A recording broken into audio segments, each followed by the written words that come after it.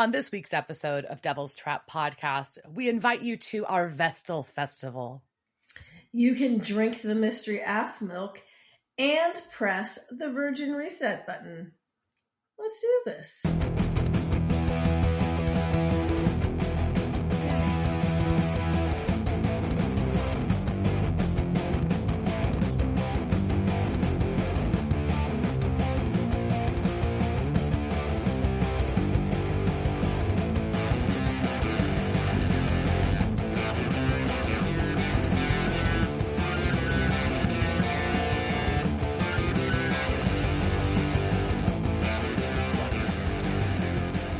Welcome to this week's episode of Devil's Trap Podcast. I'm Diana. And I'm Liz. And this week we're going to This week we're going to talk about Season 9, Episode 8, Rock and a Hard Place. Dirty. It is. So, how are you? Doing well. It's been, we had a cool front, and so the high today is like 87, so it's weird. Very pleasant weather going on.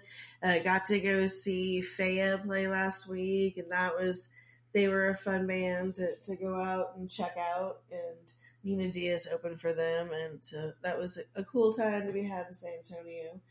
And beyond that, I've just been, binge watching some TV shows still. So that's about it for me. What about you?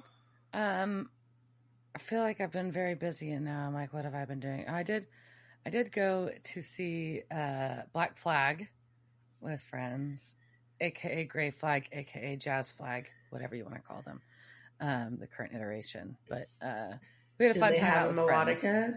They did not have a melodica. And, so they're not ska flag. No, they're not ska flag. And they left the theremin at home, but yeah. So, but no, we had a good time hanging out with friends, and then, life. I feel very busy and very sleepy. That's what I got. I don't want to talk about anything else. So, on that note. So what you do want to talk about is Supernatural. Yes. Okay. So what we are going to talk about is Rock and a Hard Place, and that is a song by the Rolling Stones from their 1989 album Steel Wheels. That was an album they made. And this episode first aired November 26, 2013. It was directed by Johnny McCarthy, who we last saw directed Season 7, The Girl with the Dungeons and Dragons Tattoo, and he sadly passed away in 2023. This was written by Jenny Klein, and we last saw her write Season 8's Torn and Frayed. So, beginning off with this recap, we've got dragons. Very dragony. And then we've got Sam needs to rest. And then we've got Jody is going to be back, which is exciting. And Crowley sucking blood. Well, they also just show where we last left Jody, which was lying on the floor of that bathroom. Nobody checked on her. They was not on camera. No, we don't know what the fuck happened to Jody. We assumed she did. Yeah, we don't know. They didn't say anything. So at that point, this data is who the fuck knows? So we go to Casey's Great Plains Diner in Hartford, South Dakota. And we've got a young girl, waitress shutting down for the night, locks the door. She kindly leaves a to-go box for the homeless guy sleeping outside the restaurant. And as she's walking to her car, she hears a noise. She's being followed. Of course, she trips and drops her keys. And she, of course, falls down and loses her keys under the car. But then she's like, oh, fuck this. I'll just hide under the car. This is smart. I'm a smart girl. But, and I have a smart girl and I have a taser, and I'm going to turn it on, and that's going to show there. But I don't know. I mean, she's like, she could fit underneath that car. But then it was a lifted Jeep thingy kind of thing. It's like Cherokee kind of vibe. So then something is able to fully lift this Jeep, and we see a silhouette of a person and blue flames everywhere, and it drags her in, drops her in a hole. And that's what happens. Yeah. So back at the bunker, we've got Sam has fallen asleep at the kitchen table. And as Dean enters the kitchen, wakes him up. And they're basically, we get a recap of Kevin through their dialogue, which is he's found nothing. He's got 4 days with no sleep. And I really just love the bowls and cup that they're using. Like, it's such a great, it's a great pattern. This is a great set. They just scream 1940s, 1950s, and I want them. So this is how they explain away why Kevin's not going to be there. This episode is a little cliche. Yeah, but exactly. Whatever.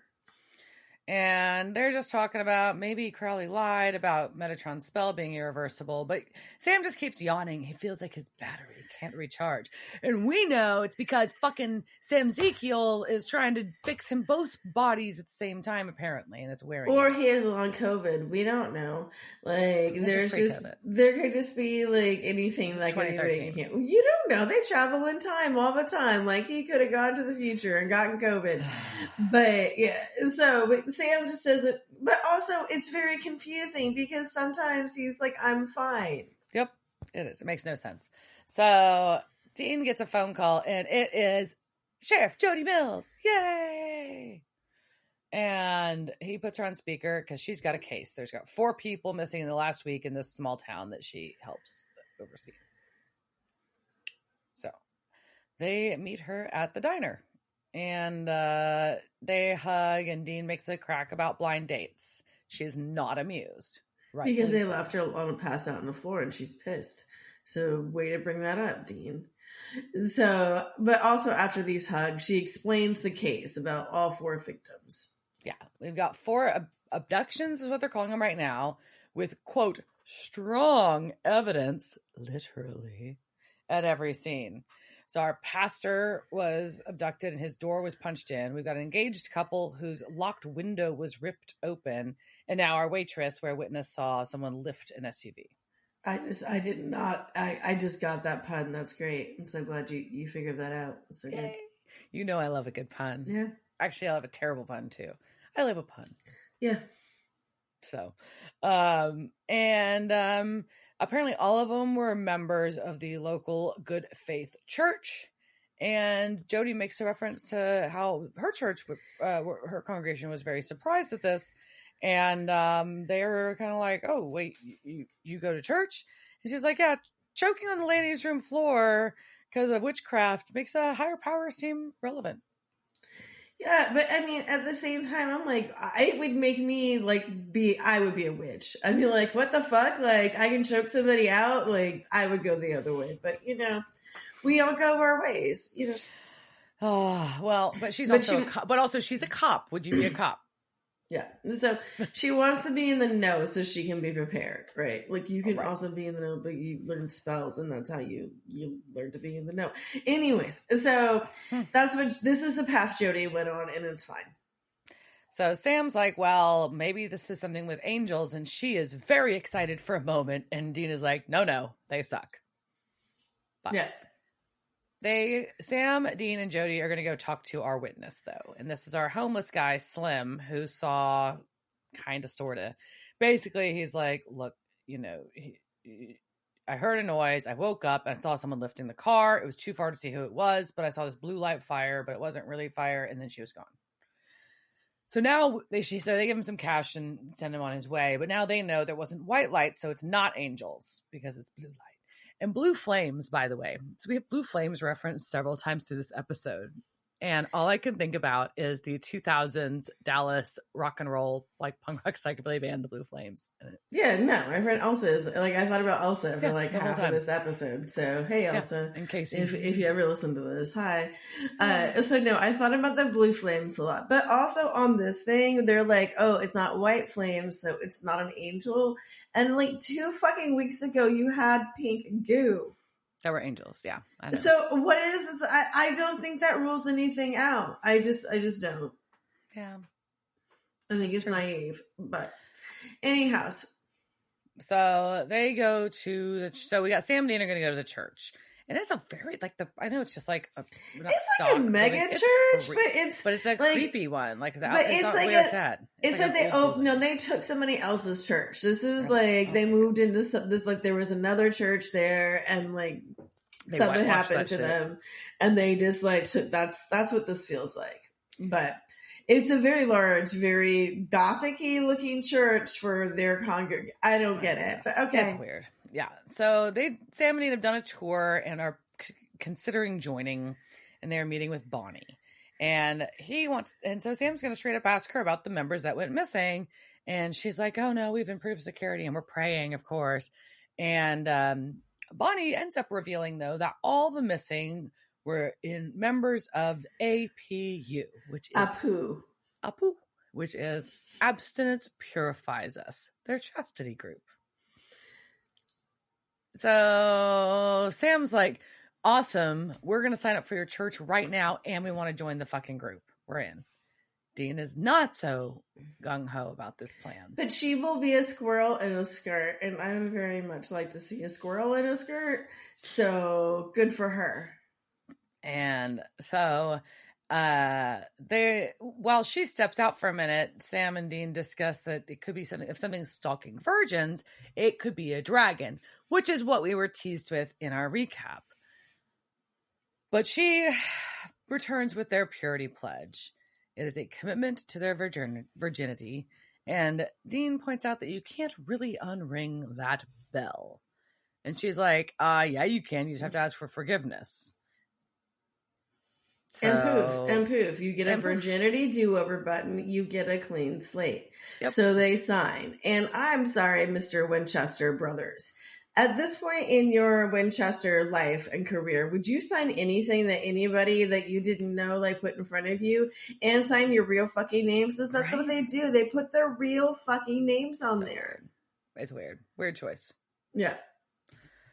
So we cut to this hole in the ground where our waitress wakes, and her name is Honor. We've learned her name is Honor, but I keep calling her Taser Waitress, so that sounds more badass than Honor. It does. Taser Waitress. And she's using her little taser to look around, and she's smart. She's finding like some old containers that are like government issue disaster provisions. Not good.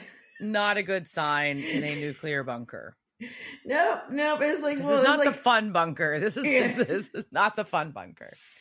Yep, and there's something walking around being real creepy. The same sneaking around, yeah. You can't see in the dark. So we cut to a meeting of the APU. Apu. And Susie is leading the meeting. Susie is a very pretty blonde woman, trying to dress down with her sweatshirt, which just seems very incongruous the way she's wearing it, but whatever. That's my hot take for the day. And so they're praying for the ones. She's like TV show. I don't want to be hot, but I have to be hot because I'm on a television show. I guess. I disagree with their costuming choice for her. So they're praying for their missing members that are out there somewhere, and Tammy is going to continue the next verse of her poem. Sex is a racket and God's ball is in your court. I think it sounds like a banger and I want to hear it. Well, she luckily gets cut off, I will say, because I don't know if I could have sat through Tammy's poetry slam about I think I fucking could have. But yeah. So Susie instead, though, wants to hear from their new friends. And Sam basically says that he has the peen of death. Yeah, he basically says that. And he's like, oh, it hasn't ended well. And Dean's like, yeah, that's an understatement. And they all chant their group motto, stay strong, stay pure. I'm out. I'm sorry. I can't. If you're ever anywhere and anybody says those four words together, out. No, but you need to go. The FBI is probably already infiltrated this group. You can get the fuck out of there right now. But then, are you saying that sounds like a different type of group? Yes, that sounds like a very different type of group. So, anyhow, then Dean decides to explain how good sex feels to this group of sad, lonely women who have sworn off dick. Yeah, and he gives them a full sex novel chapter's worth of descriptions while trying to be kind of like coy about it, but not. And everybody is breathing heavy. and tearing the papers in their hands and sitting on the edge of their seats. And then he ends with saying the whole thing was sticky. Ew. And it breaks the spell for everyone. It kind of does. Yeah. And he got his V card back. So Dean Winchester is a virgin. And he can't stop thinking, though, about how familiar Miss Susie looks to him. Yeah, and so he's gonna go talk to her, and Sam in the meantime is talking to Bonnie about the missing again, and Bonnie's like, and he's not doing. I don't understand. You're bad at this, Sam. He's not doing. He's just like, I couldn't help thinking about those who weren't there. Like, you didn't know these fucking people. It's not. It's not cool. You look like you're digging for information. Anyways, but she dumb. Or she evil. We don't know. But well, that too. Bonnie is like, oh, Honor was my favorite. But then she's too busy watching one of the other attendees steal a bunch of cookies in her purse. Fuck yeah! That's my girl! You take cookies from this meeting. Like, no one else is gonna eat them. Like, you ain't getting laid, eat some cookies. Home. Like, you get your cookies on. But Bonnie is not a fan. No. So purse cookies for the win, yes. Tammy is ready to talk some shit about Honor. She was just like, you have no idea what kind of whore Honor was. Right? So while that's happening, Dean has decided that he is going to walk Susie home to borrow some books on abstinence, because this is going to go well. Yeah, that sounds great.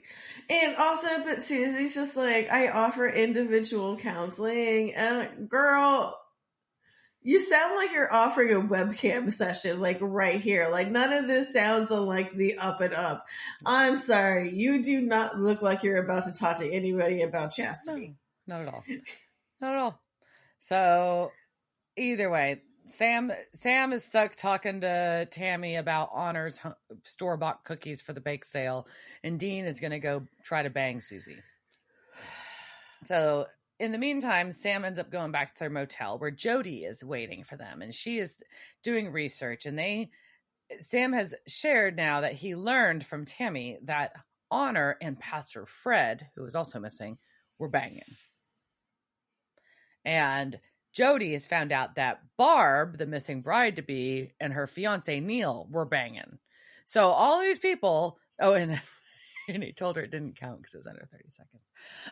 So all at of these, least she said that and didn't say like they didn't hear it was because of butt stuff or something. But so they were just violating their chastity pledges. So they weren't virgins. So now it couldn't be dragons.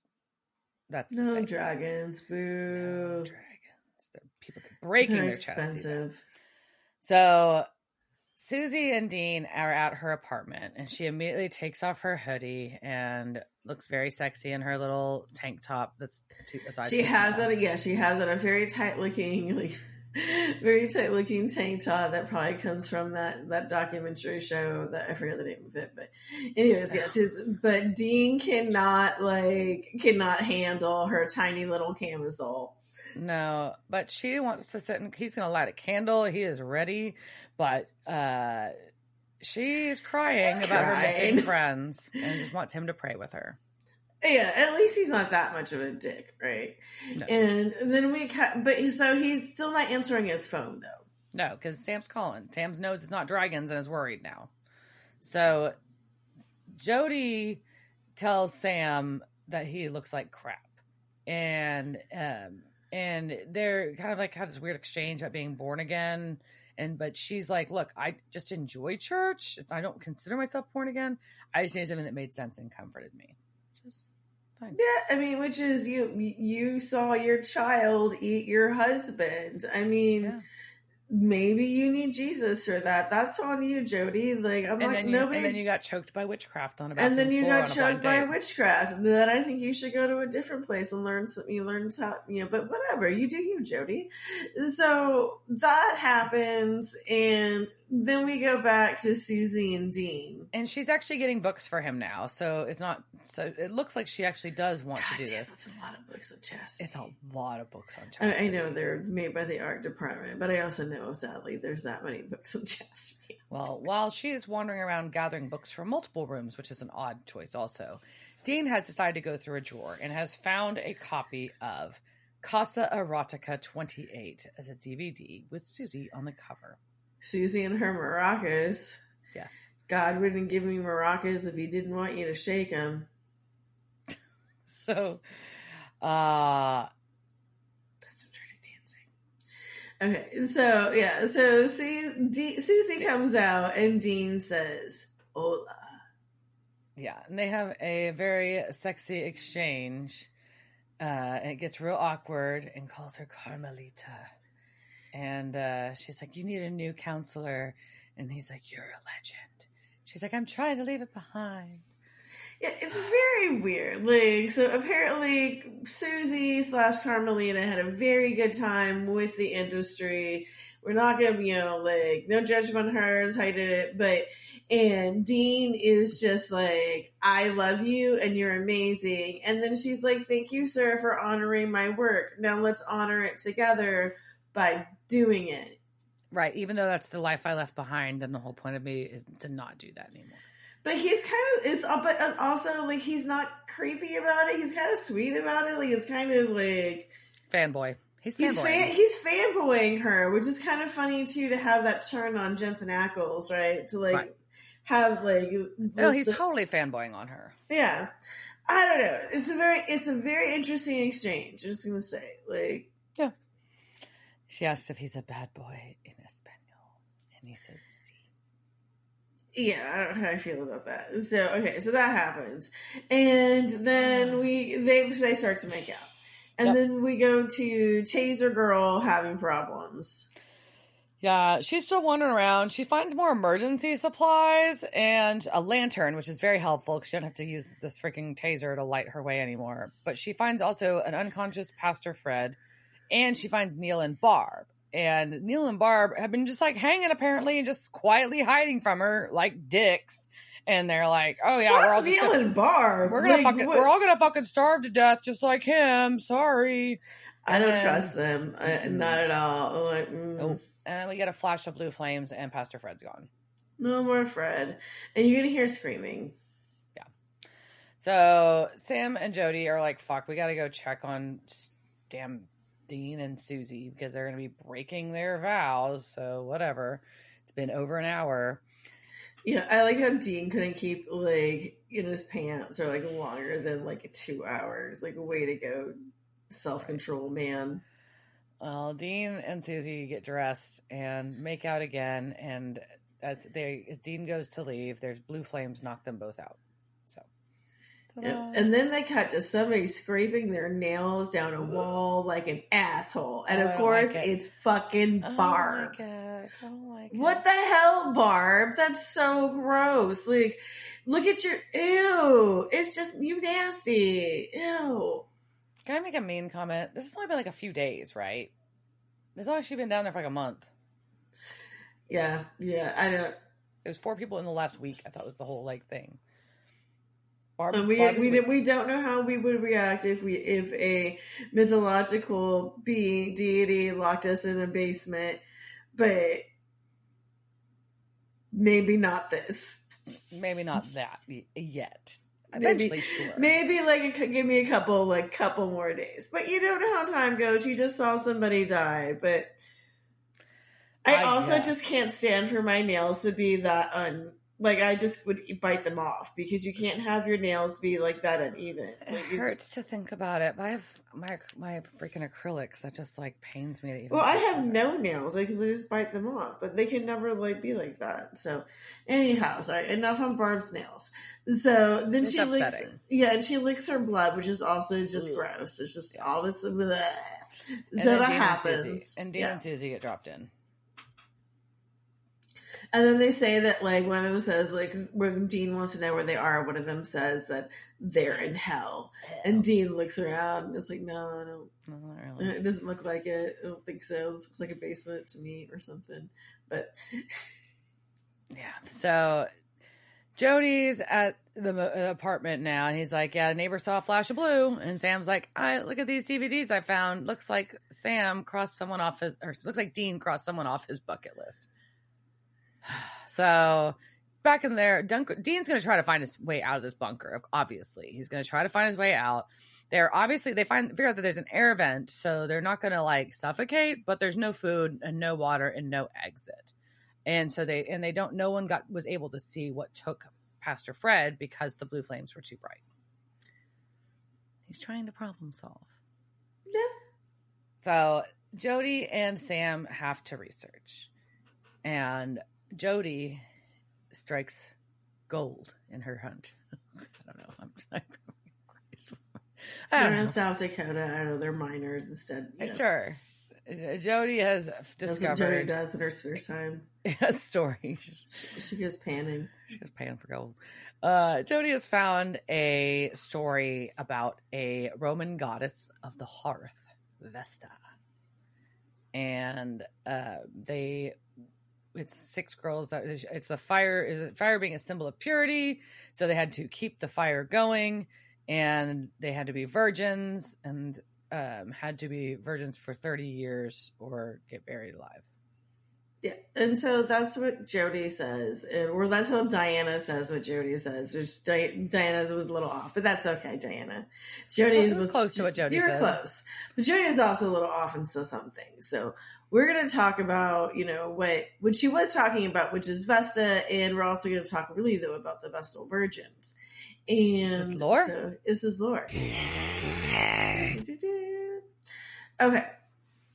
So the 6 virgins that she was talking about, the way that Jody says it, like it sounded like the goddess, like the virgins are being sacrificed to Vesta, and that's not what they were. They were priestesses, and they were real priestesses that served at the temple of Vesta in Rome. They were around since the founding of Rome. They represented the city as a whole, and they're real people. So we're going to talk about those ladies and also a little bit about Vesta. But also just want to give a little caveat, because much of what we know is derived from historical accounts from people who sometimes, had agendas, because they were people and they were dudes writing about things that happened, right? So sometimes people want to write things to make certain people look better than others. People are also less likely to document the mundane events. We want to talk about even back then it was clickbait, right? So like, what are the important things? So right. We don't know like what things were like day to day, because nobody wrote that down. We can get some things through archaeology, but but basically also the Vestal Virgins existed over basically like 1,000 years. So some of the things that we talk about are going to kind of jump in and out of that.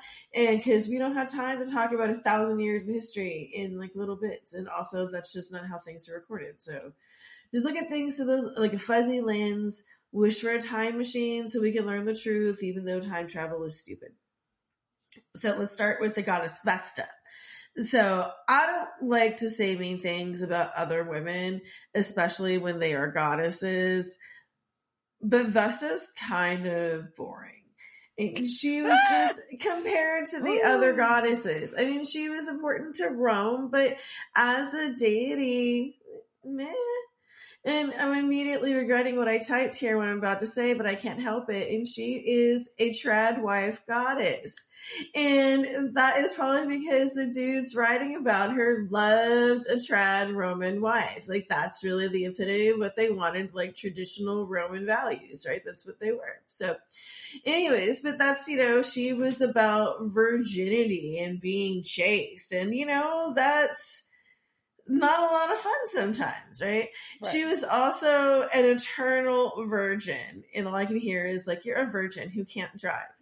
And she was the goddess over hearth and home. She also symbolized faith, family, and domestic order. She was there to make sure your house was just running smoothly and peaceful. So that is a very important thing, to have domestic tranquility. Just doesn't make for really exciting mythological stories, right? So there's a story about her with a donkey in it, and that's not even that fun. And there's a donkey. So we don't have time to go into all of that here right now. So that's going to be over in our new special segment called More Lore. It'll be available as bonus content everywhere that you get your podcasts, etc., YouTube, whatever. So if you want more details about the Vestal Virgins and the Vesta, then what I'm about to tell you here, because I'm going to tell you, I'm still not going to leave you guys hanging, but go over to the bonus and you can get some more stuff. All right. So back into what just our normal story about that. So it's basically Vesta, right? Sort of boring goddess, part of like hearth and home, and a big building temple was erected for her in the Roman Forum. In the 8th century BC, King Numa Pompilus created the Vestal Virgins. That's according to his guy, according to a lot of people, again, grains of salt, right? Right. So created the Vestal Virgins. And so basically these ladies are the priestesses who are there to care for the temple dedicated to Vesta, and also really to care for the sacred eternal flame. This is what the Bangles were talking about. I think this is what that song was actually about. Yeah. So the sacred eternal flame, the ignis aeternum. Also, I'm not worried about mispronouncing Latin because it's a dead language and you don't know how it was supposed to sound anyway, so fuck off. All right, and so this flame, though, represented the prosperity of Rome. And if it went out, it was supposed to be like the downfall of Rome. You know, if somebody looked into a crystal ball at one point, it was like, oh, if this goes out, Rome dies, right? So the Vestal Virgins had the responsibility of ensuring that it didn't go out. If that did happen on their watch, they would get the shit beat out of them. And they said in the year 297 BCE, so one of the Vestals the thing went out and they're like, oh no, so she got the crap beat out of her. But that was also like a lot of things were going on at that time. Hannibal's armies were closing in. So Rome was really afraid if this went out that everybody was going to die. Right. So in order to make the people feel better, the the big priest dude, was like, we have to beat her and to make people feel better. Well, you didn't, but he did. So we've got the symbol for Vesta and these unpenetrated virgins, which are symbolic for how Rome was unpenetrated. It becomes this very like gross dude thing. So they're like a Rome, right? Nobody's penetrated us. Just like you're like these virgin ladies. So Jody was correct. There was typically 6 of them, and they were selected from the super elite families.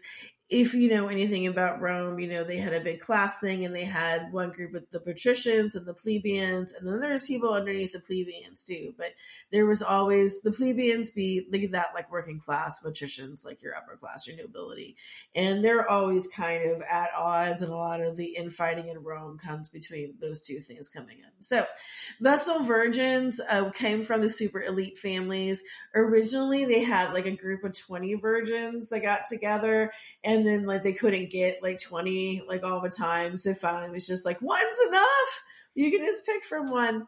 And they had to be a girl who was between 6 to 10 years old. And I don't think at 6 to 10, she had a lot of autonomy in whether or not she was going to be doing this lifelong commitment. Yeah. But, it wasn't probably that terrible for her. We'll get to that why in a minute. But so once they were selected, she would be committed to serving as a Vestal for the next 30 years. And it'd be broken into 10-year chunks. 10 years to learn, 10 years to do, and 10 years to teach, which I don't think is a bad system, right? That's a pretty solid system. I think it's a good system.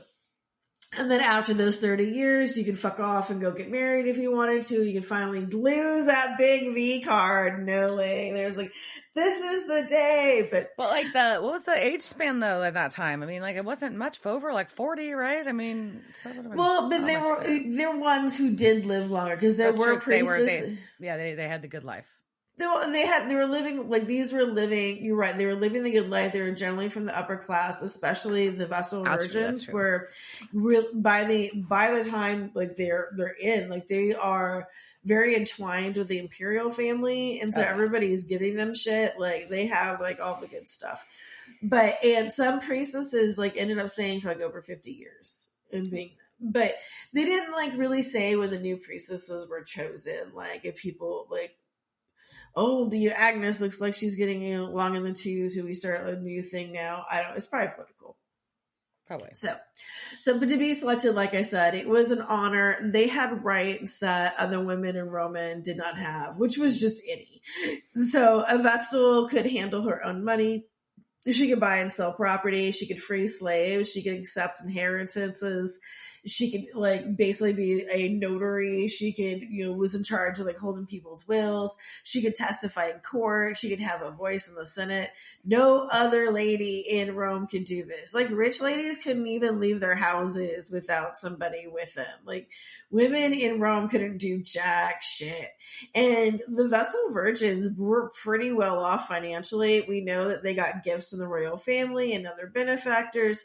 They found inscribed pedestals in the temples with inscriptions thanking individual Vestals for their support, which I think is neat. It's like you go to, like, the botanical gardens and there'll be, like, a bench for, like, Peter, stuff. But, like, that was happening even back then. Some things just don't change, right? Yeah. And so they also had a lot of rental property. There were, like, shops in front of where they lived that they could rent out. They, like I said, they could actually own property. So they had money.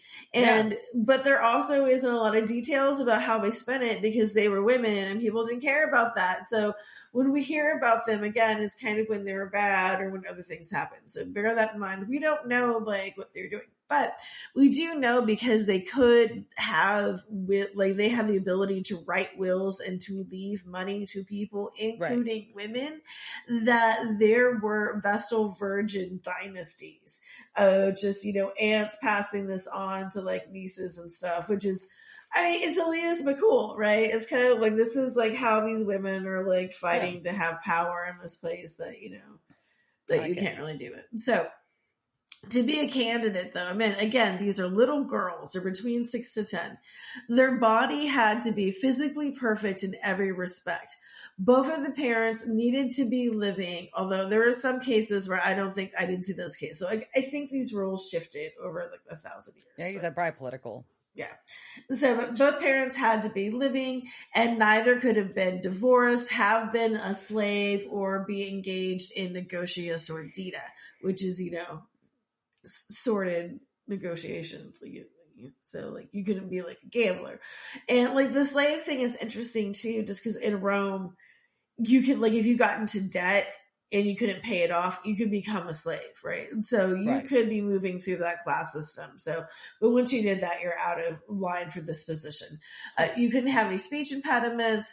Your father must have a residence in Italy, and if your sister was chosen, you could be exempt. So some of this does become kind of Hunger Games type situations, Yeah, for sure. So there are times where, oh, you had, like, 3 babies. Like, you don't need to give us a virgin. Like, you've played out enough kids to Rome.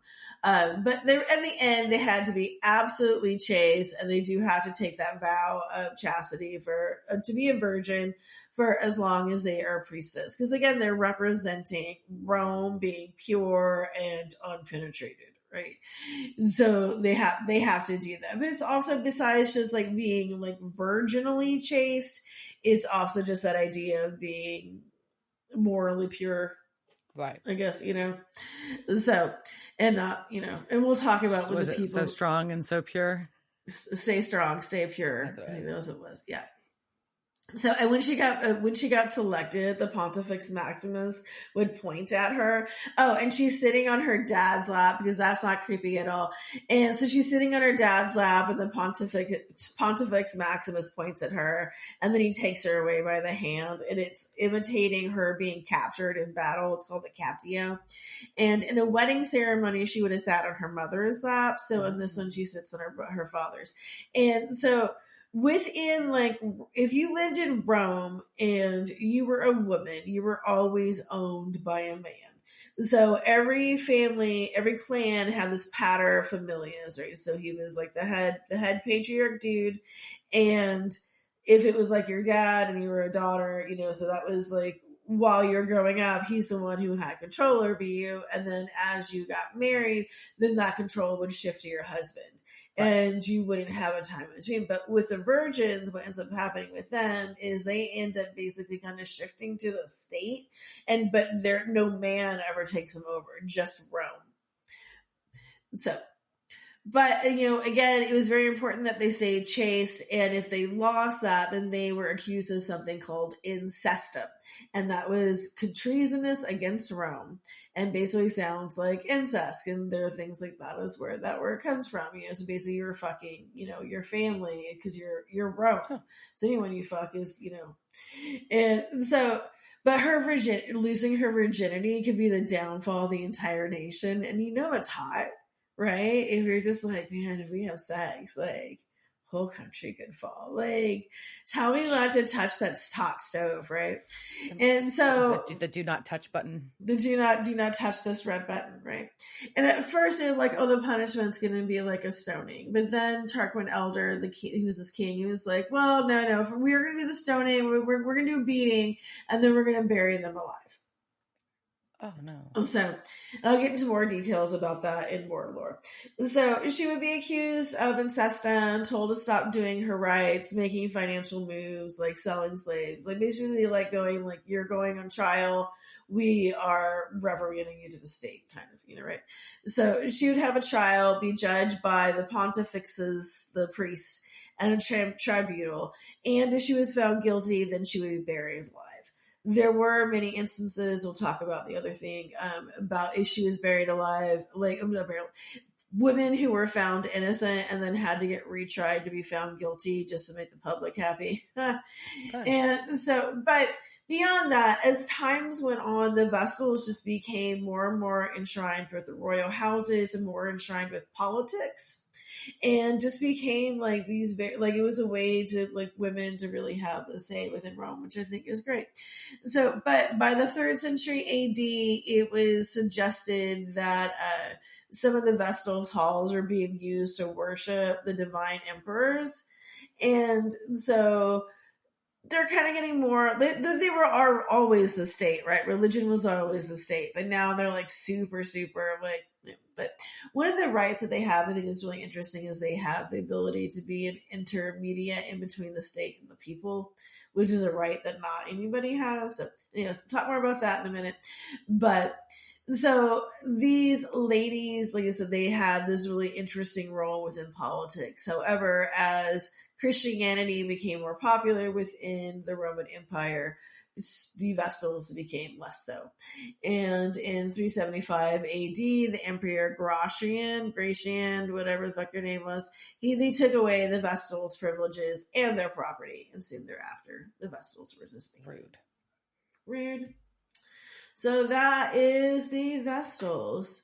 And again, if you want to hear more of that, the more lore, head on after you get done listening to this episode. Don't stop it now, or you can stop it now and then come back. I don't know how you do that, but more of it will be over. All right, so we are back in. We just finished. Jody and Sam have been researching. So now we go back to the bunker where Susie is like. I had to stop calling it the bunker because then it sounds like they were in the bunker. So then I just started calling it the underground. There you go. The underground. And Susie's like, what if God wants us down here because of what we did? And Dean's like, oh my God. Dean's like, yeah, this is not God's work, but I'm going to find our way out of here. I know God, and this is not his work. Right. But luckily he has a second phone hidden, and he just has to find a signal. Which is smart. And Neil is getting real creepy at this point. What is up Neil's ass? I don't know. We'll find out in a minute because he is a psychopath. It's just basically that I guess you judge some people's character by how they react in a crisis situation or something. I don't know. So we cut back to Jody and Sam, and Jody says that Vesta could control the blue light and use it to maim and kill. And I told you she was boring. Or disorient. She didn't do that. Disorient. Anyways, and Sam's like, that's great. How do you kill her? But then he hears a call from Dean. Dean actually finds a signal, gets enough of a signal to call, but the connection is so fucking bad. But what Sam does hear is a train whistle, and he can use that to research where they might be. That's so weird. Like, there's only one train in this town? Oh, it's a small town, they said. Who knows? Yeah. So Dean's still trying to get his phone to work again, and Barb starts begging Neil, don't do it. And Dean's like, alarm bells go off. He's like, do what? And finally, Neil like spits out that whatever this monster or whatever it is that's after them keeps taking the weakest when it's done at once. There's no fucking basis for this. There's no baseline. One example is not a trend. Dumbass.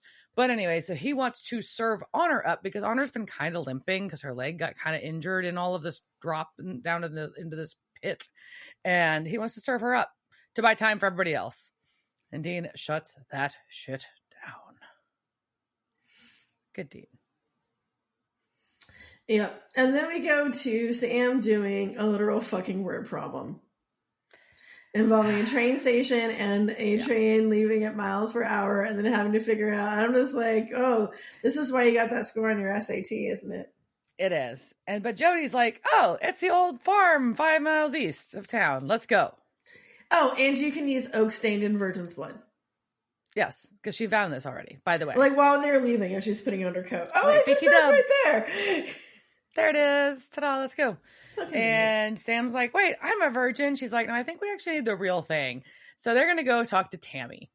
And Tammy's working at the food bank, and she is very distressed by the request for her blood, which is reasonable for her to be distressed by this. I think that most people would be distressed if two people ran up to you and asked for a sample of your blood and they were not wearing doctor's attire. Very much so. Just saying. So, but finally, she thinks they're pagans or devil worshippers and is going to call the cops. And so Jody punches her in her nose and says, I am the cops. And uses her pocket Kleenex, because Jody is that type of woman that has a pocket Kleenex, to wipe Jody's nose. Wipe Tammy's nose, excuse me. Yep, so they do that, and then we go to the farm that is totally dark now. Right. And they're going to search this barn because, of course, they are. And they're all talking about, they're down in the hole in the pit, whatever. They're talking about breaking their celibacy and how that's how they all ended up here. In the meantime, Honor goes ahead and tells Susie that God forgives. And they hear Sam up above the opening into the underground. Because he's a giant fucking moose making like some thumping sounds. They're just like, what the fuck is probably sounds like I heard of elephants here. Sam Winchester above you. Except, well, I mean, moose makes loud noise. Moose tracks. And Neil freaks out like a little bitch. And then Sam is like, hey, Jody, you've got to come help me. We got to open this fucking metal door to this pit. And as she's trying to run over, something throws Sam across the room and knocks him out. And it is Bonnie. Only it's not Bonnie. Bonnie is Vesta. That's what we learn, which is actually a very clever cover, right? So if she needs worshipers and needs like virgins, why wouldn't she go like run the chastity group at a Protestant church with a strong born again following? Or just anywhere where people are like, oh yeah, we need to have purified like virgins. That makes sense. But then she's going to give Jody the finger. Yeah. So because Jody shows up to try to save Sam, who's unconscious, and she's got glowy finger that she points at Jody. ET situation is happening. Very ET. And Jody's just shit talking her. These are shit from being a pathetic goddess, and it's just like, you're boring. I heard this girl Liz just like go off about you, and just like, you're so dull. Yeah, and why don't you fuck? So she's like, I think it's Jody's like, yeah. So they let the fire go out and forgot about you. Sucks to be Lindsay Lohan, doesn't it?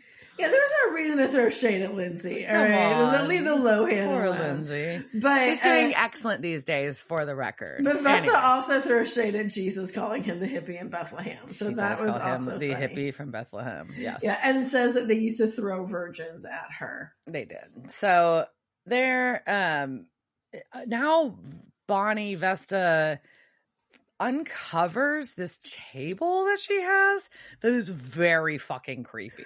Why this is the is creepiest of creepy murder tables I think I've ever seen, because it's got like some weird sink bowl of blood thing at the crotch.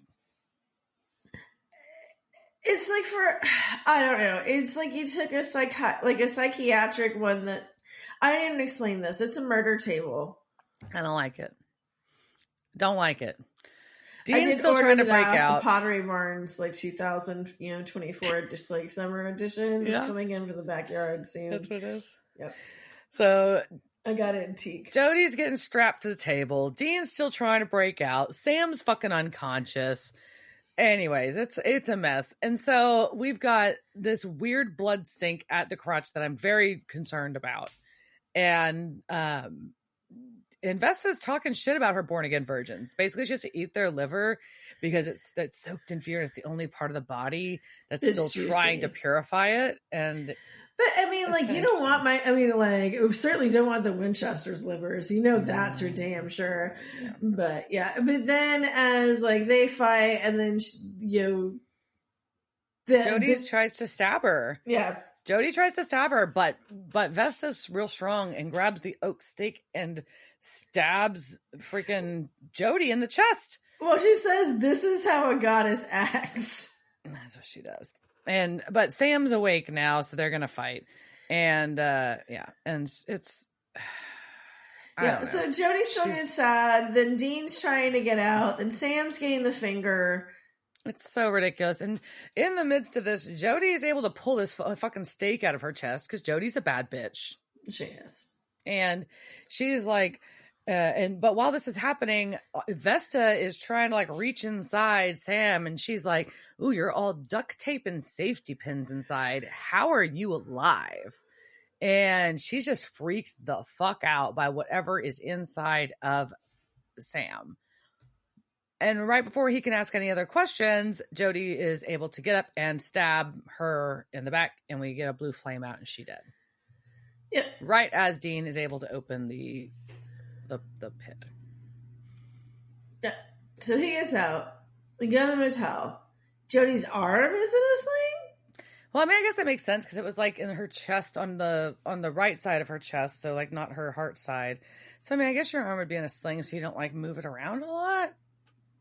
I don't know. Y'all can't see. I just like did a terrible like I'm a little teapot back and forth like rocking thing. I don't know. No, they can see. Everyone's looking at you all the time. They're watching you all the time. So yeah, but then they just kind of do a hug goodbye and they take off. No big deal. Yeah. That's it. Bye, Jody. But now Sam's gonna get deep and like to Dean. He's like, "What if something's wrong with me after what she said? I don't know. Something's not right." And Dean's like, "Oh no, you just need more rest. You did the trials, blah blah blah. Couldn't be anything else."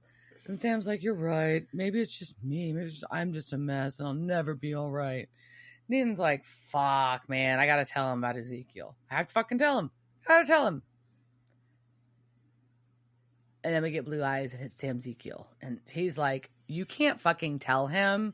He's not ready. He will freak out and kick me out. And then we will both die." So it goes back to being just Sam. And Dean's like, "Yeah, no, never mind." He just backtracks there. He's like, like, what? Look over there. You're fine. We'll deal with it. You're fine. You just gotta have faith. And it's not your fault. But I mean, Sam's going to keep throwing himself a pity party, but they're also just very inconsistent about how shitty Sam feels. Yeah. It's not fair. I know, I'm not trying to like, man, this whole thing is kind of shit for him. Right? Yeah, I mean, it's none of this is happening is good for Mr. Sam Winchester. No. So I think we'll get back to our final thoughts on that, but I would like to hear about our cast, Stacy and Bonnie and all of them. So tell me about these lovely people. Casting couch. It's the casting couch. Were they on that show that time with that guy? La la la la la la la la la la la la.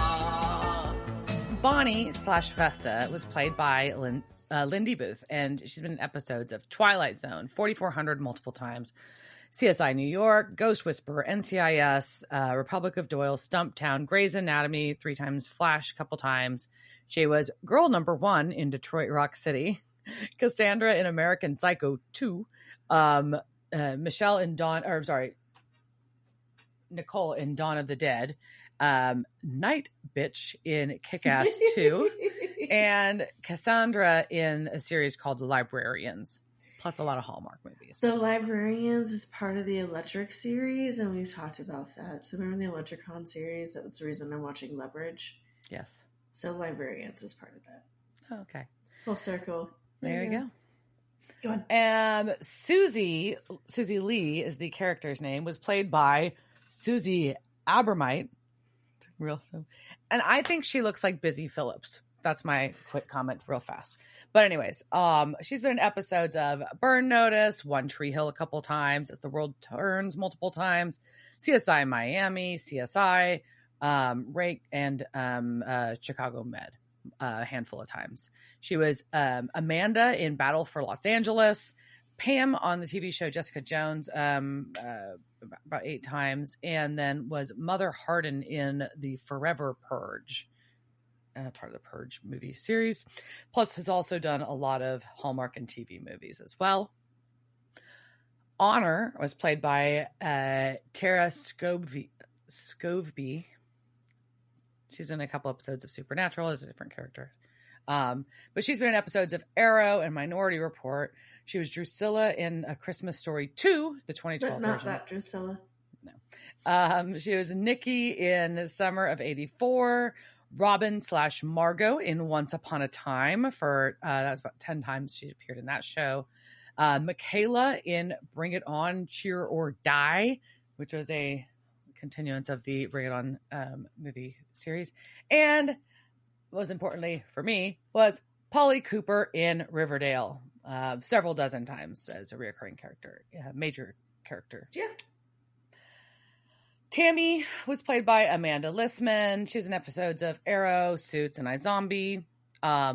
Neil was played by James Kirk. Been in episodes of Smallville, Dead Like Me. He was in Final Destination 2. He was in X2 as Ronnie.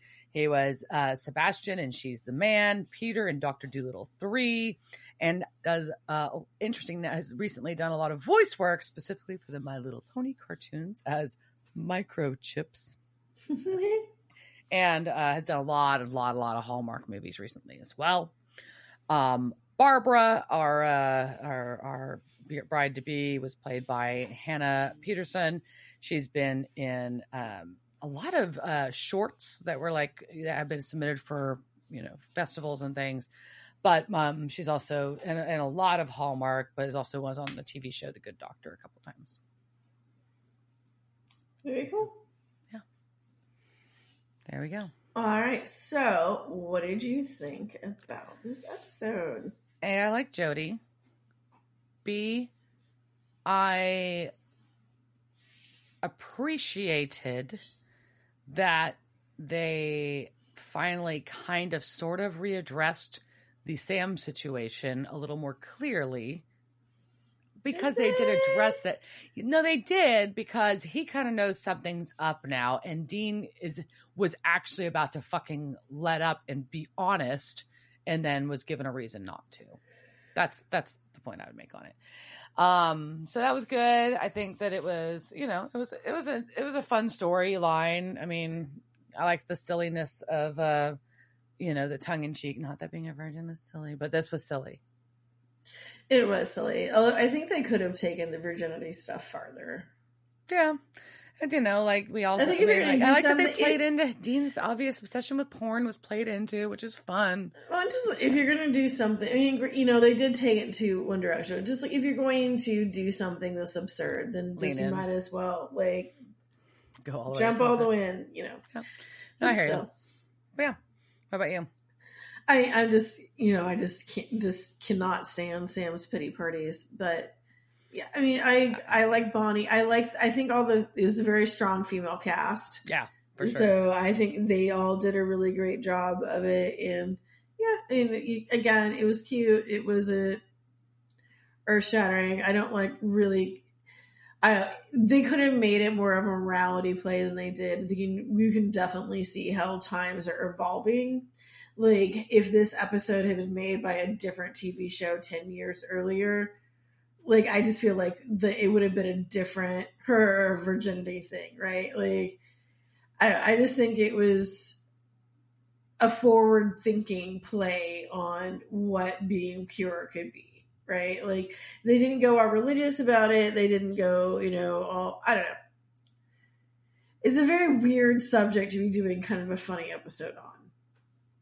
Yeah, but they were tying it back to the mythology, so I think that's why it made sense. But yeah. Yeah, no, there's so much you could break into it, right? And so, I don't know. It's an interesting episode. And, yeah. Not a bummer. Not a bummer. I'll take that. All right, so I think on that note, cheers, Dirk. Cheers, bitch. Devil's Trap Podcast is a Don't Get It production. Meow. Devil's Trap Podcast is part of the Ship It Studios Podcast Network. Thanks for listening to this week's episode of Devil's Trap Podcast. You can follow us on Instagram at Devil's Trap Podcast, Twitter at Devil's Trap Pod, or you can email us at devilstrap@devilstrappodcast.com. Don't forget to subscribe, leave reviews, and share with all your friends. We're at all your favorite podcast outlets and at devilstrappodcast.com. I'm Babe. Thanks for tuning in, and we'll see you next time.